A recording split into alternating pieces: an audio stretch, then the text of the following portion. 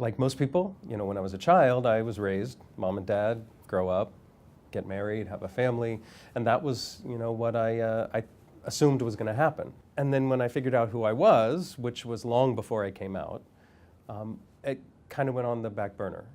When I came out, it was in the late 80s. It was in the height of the AIDS crisis. And I think people were more concerned about surviving than anything else. Certainly there were not very many examples of gay parents. A few lesbian friends who had become parents, but I didn't really have any male friends who became parents.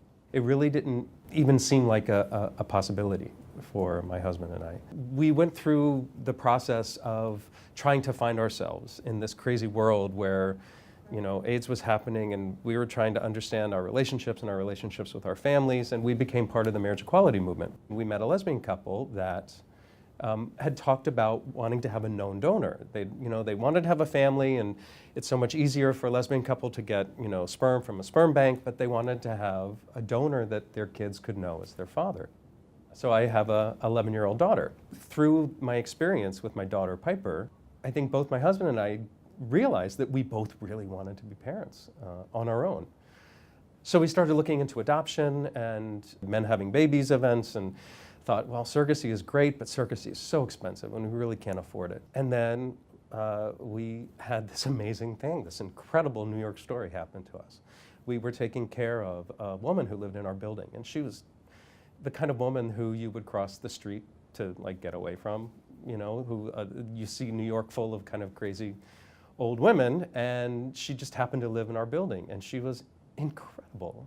When you we took the time to get to know her, and she reached out to us. She had fallen in her apartment and she couldn't get up one night. She had our number, and we'd always told her, to reach out to us whenever she needed to.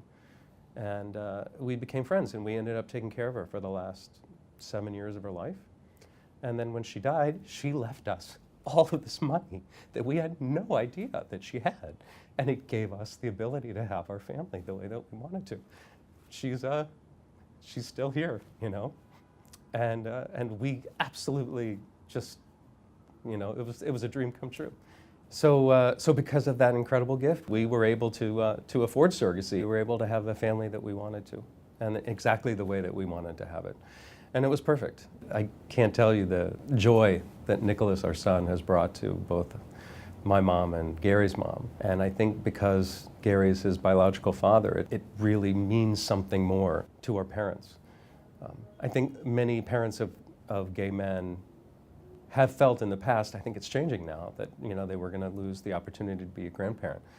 But that's not the case. My experience as a gay dad is, I think, more my experience as a dad, honestly.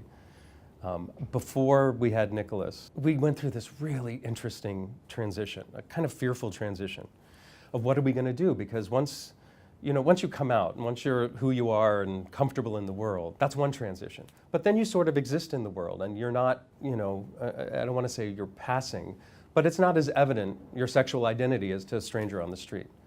But when you're out with your child and there's two parents, it becomes much more visual, and it becomes much more open and honest.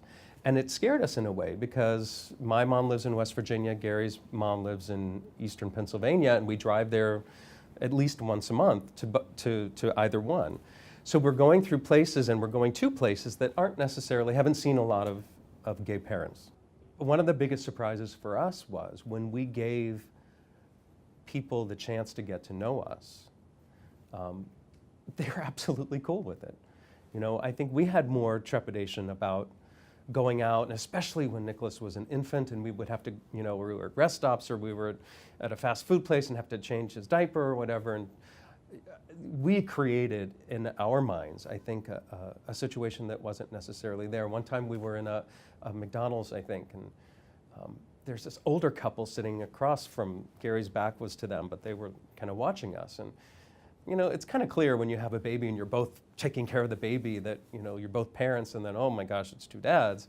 And this woman kept looking over, and she had this kind of quizzical look on her face. And finally she walked over, and I thought, oh God, here it comes.